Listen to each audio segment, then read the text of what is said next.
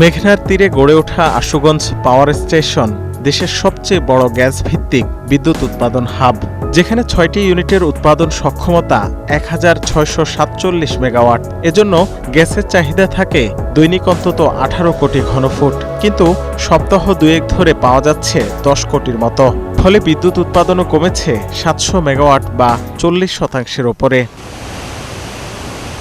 শুধু আশুগঞ্জ নয়, দেশের গ্যাস ভিত্তিক সব কেন্দ্রের অবস্থা প্রায় একই। পাওয়ার গ্রিড কোম্পানি পিজিসিবির তথ্য অনুযায়ী ২ আগস্ট শুধু গ্যাসের অভাবে বন্ধ থাকে ১৮টি কেন্দ্র, যেগুলোর উৎপাদন ক্ষমতা ৫,০৭৭ মেগাওয়াট। অথচ তীব্র গ্যাস সংকট শুরুর আগে বন্ধ কেন্দ্রের সংখ্যা ছিল ১৪টি।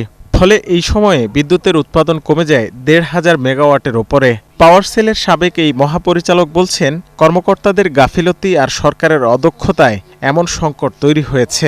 ওরা ভেবে নিছে এটা আমাদের ভুগতে হবে, মানুষ ভুগবে, এটা আমাদের কিছু করার নেই। তারা বেতন পাচ্ছে, গাড়ি পাচ্ছে, সবই করতেছে, অ্যাকসেপ্ট দ্য ডিউটি। সেক্রেটারিয়েটের আমলা বাদে যে পেশাজীবী যে আমলা, তাদের তো একটা বিরাট দায়িত্ব যে আমাকে এটা আগাই না, মন্ত্রীকে যায় বলা যে ইউ ডু ইট।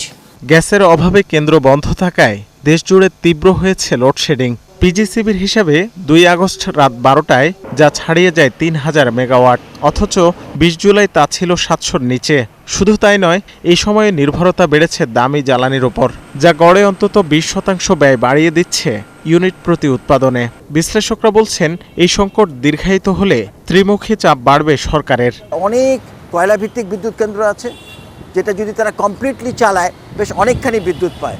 আরেকটা হচ্ছে তাদের তো লোডশেডিং করার একটা সুবিধা আছে। সুবিধা মানে জনগণের নতুন কূপ খনন, ভোলার কূপ থেকে এখানে গ্যাস আনা, এইগুলো চলতেই থাকবে।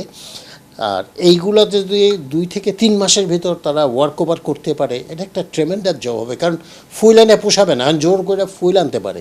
এই টাকা তো আমাদের, মন্ত্রীরা তো টাকা দেবে না। ওই টাকা যতই পায় ১৮, ১৯, ২০ টাকা, এটা সব আমাদের দেশের ওয়েস্টেজ। বিদ্যুতের উৎপাদন সক্ষমতা ২৯,০০০ মেগাওয়াট ছাড়িয়ে গেলেও সর্বোচ্চ সরবরাহের রেকর্ড ১৭,২০০। রাকিব হোসেন, ৭১, ঢাকা।